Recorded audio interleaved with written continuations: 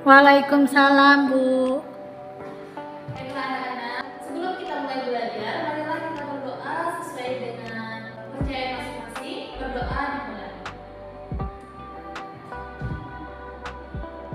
Berdoa selesai. Baiklah, Ibu absen dulu ya.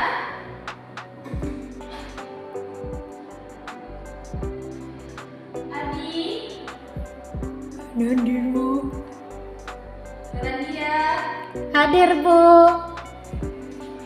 Puspita, Tidak hadir, Bu. rumah sakit ya? Tanpa keterangan, Bu. Oke, berarti satu orang yang tidak ada sudah hadir. Baiklah, kita hari ini akan belajar materi mengenai indeks harga dan inflasi. Nah, nanti Ibu akan men-share PowerPoint lewat ketua kelas ya. Ketua kelas nanti tolong share ke teman-temannya. Kita hari ini akan menjelaskan mengenai indeks harga dan inflasi. Jadi kita akan menjelaskan mengenai pengertian, ciri-ciri, jenis-jenis langkah-langkah, metode penyusunan indeks harga serta inflasi dan bagaimana cara metode perhitungan dari inflasi. Sudah dilihat PPT yang di-share oleh kelasnya? Belum, Bu. Sedikit lagi. Oke, kasih waktu 5 menit ya untuk dilihat dan dipahami. Baik, Bu. Oke, ada yang ingin ditanyakan terkait materi tersebut? Oke, baiklah anak-anak, Ibu akan menjelaskan materi hari ini, yaitu mengenai indeks harga dan inflasi. Apa itu indeks harga dan inflasi?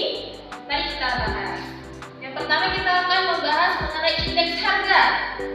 Indeks harga itu apa sih, Bu? Nah, di sini indeks harga itu merupakan suatu ukuran statistik untuk menyatakan perubahan-perubahan harga yang terjadi dari satu periode ke periode lainnya. Nah, jadi indeks harga itu merupakan sebuah ukuran statistik. Jadi kita dalam mengukur indeks harga itu menggunakan data statistik seperti itu. Selanjutnya, apa sih itu ciri-ciri dari indeks harga? Nah, ciri-ciri dari indeks harga tersebut ada 6. Yang pertama, sebagai standar dalam perbandingan harga dari waktu ke waktu. Jadi dari waktu ke waktu itu perbandingan harga itu ada saja selisih dan ada saja kenaikan dan penurunan. Yang kedua itu didasarkan pada data yang relevan. Nah, jadi data itu harus relevan. Itu untuk dimasukkan ke dalam indeks. Yang ketiga ditetapkan oleh sampel, bukan populasi. Sampel ya, bukan populasi. Selanjutnya itu perhitungan berdasarkan ekonomi yang stabil. Nah, perhitungannya itu didasarkan pada kondisi perekonomian yang stabil dan dimasukkan ke dalam indeks data statistik. Selanjutnya, metodenya sesuai dan tepat. Nah, jadi metode itu harus sesuai dan tepat. Dan selanjutnya itu dilakukan dengan cara membagi harga tahun yang akan dihitung dengan harga tahun dasar dikali dengan 100. Nah, itu tadi ciri-ciri dari indeks harga. Selanjutnya, apa sih, Bu, jenis-jenis dari indeks harga tersebut? Nah, jenis-jenis dari indeks harga itu ada 3. Yang pertama, angka indeks harga. Yang kedua, angka indeks kuantitas. Yang ketiga adalah angka indeks nilai. Selanjutnya yaitu, apa sih penjelasan dari angka indeks harga? Bisa teman-teman perhatikan, bisa anak-anak ibu perhatikan bahwa angka indeks harga di sini merupakan suatu ukuran yang menunjukkan tentang perubahan yang terjadi pada harga dari waktu ke waktu. Jadi, seperti yang bilang tadi, perubahan harga itu dari waktu ke waktu itu pasti akan berubah. Selanjutnya indeks harga yang disusun dari periode ke periode dapat digunakan untuk mengetahui pola perubahan dari tahun ke tahun. Nah, dari indeks harga yang disusun dari periode-periode tersebut nantinya akan digunakan untuk mengetahui pola perubahan dari tahun ke tahun. Selanjutnya yaitu angka indeks kuantitas. Apa itu kuantitas? Nah, seperti materi yang kita pelajari minggu lalu, teman-teman dan anak-anak ibu sudah tahu tuh apa itu kuantitas.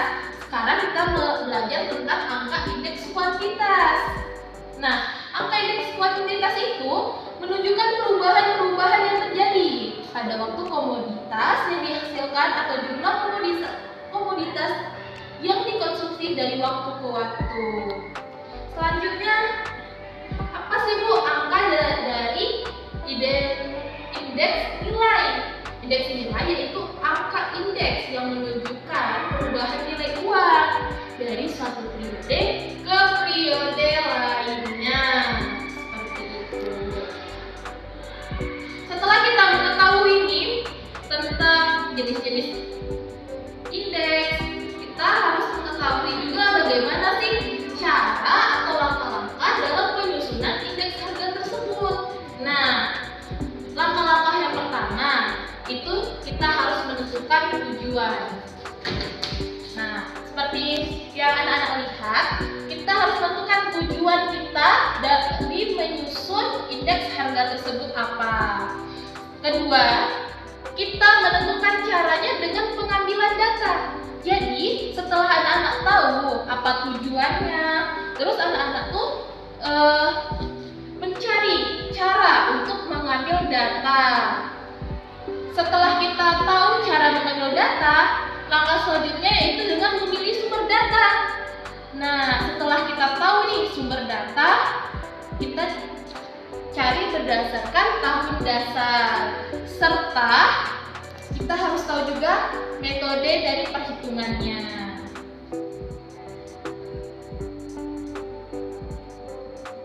Nah, selanjutnya kita belajar mengenai metode perhitungan indeks harga. Jadi, ada metode tidak tertimbang dan ada metode tertimbang. Apa sih metode tidak tertimbang itu, Bu? Nah, metode tidak tertimbang itu seperti angka indeks harga, angka indeks kuantitas, dan angka indeks nilai yang tadi. Nah, metode tertimbang itu apa, Bu?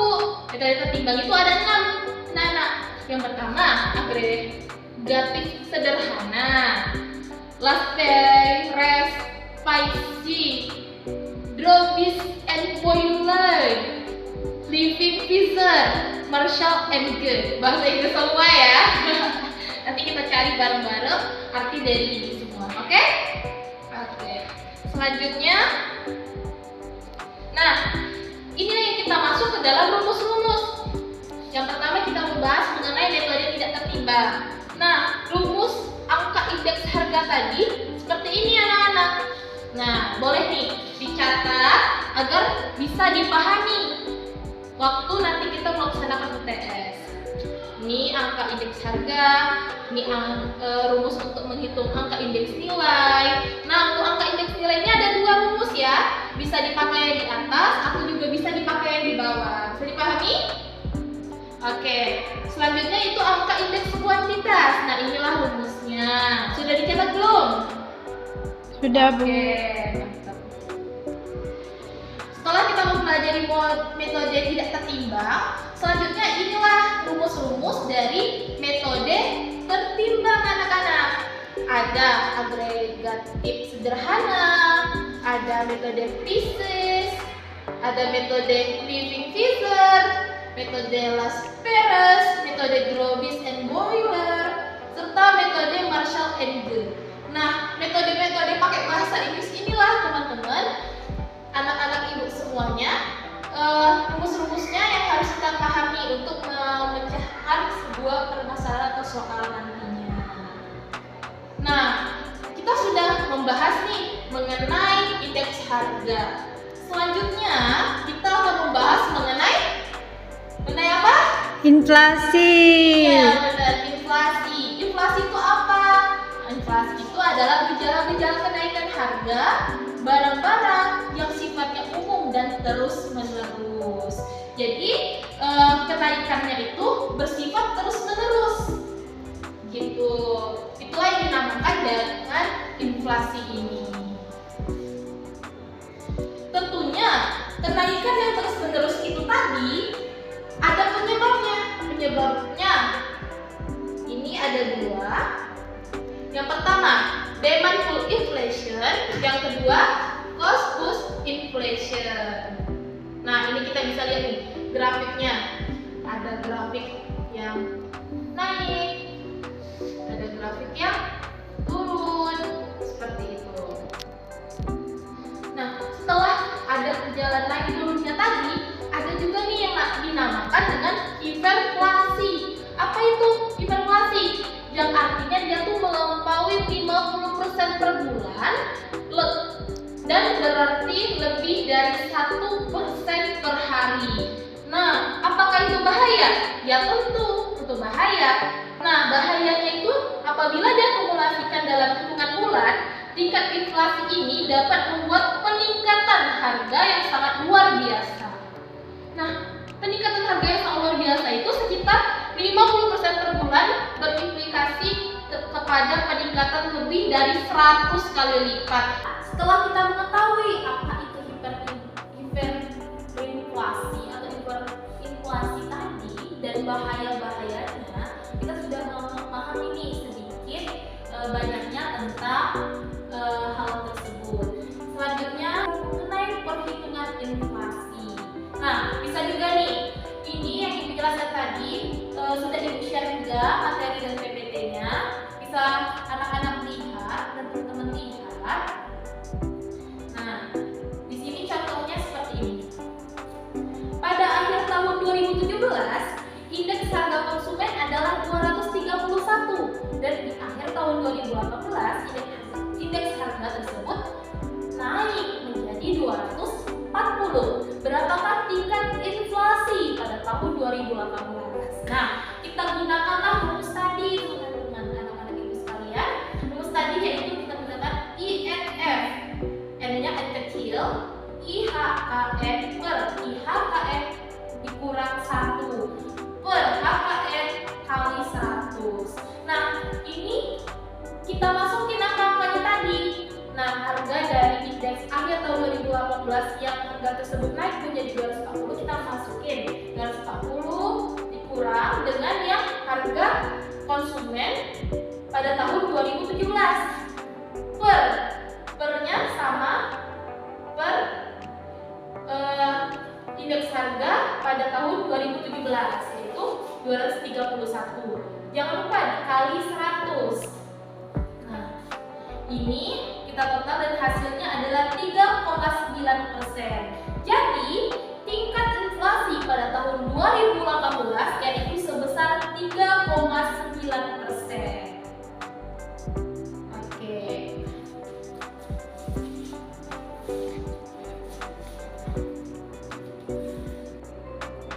Nah, dari penjelasan Ibu tadi, ada yang bisa menyimpulkan nggak nih? Apa itu inflasi? Apa itu hiperinflasi? Dan bagaimana metode perhitungan inflasi? Ada? Ada yang bisa menyimpulkan? Oke, coba deh Ibu. Kalau nggak ada, Ibu mau nunjuk satu orang. Coba Andri, coba di belakang. Iya, oke. Oke, jadi seperti itu ya anak-anak sekalian. Nah, jadi dari penjelasan tadi, jika anak-anak Ibu masih ada yang belum dipahami, bisa japri ke Ibu. Untuk PR kita minggu depan yaitu tugasnya meringkas dan nanti ketua kelas tugas-tugasnya nanti dikumpulkan dalam satu Google Drive, dikirim ke Ibu minggu depan sebelum pelajaran kita dimulai. Bisa dipahami? Bisa, Bu. Oke, baik. Terima kasih atas kerjasamanya. Ibu tutup dengan wassalamualaikum warahmatullahi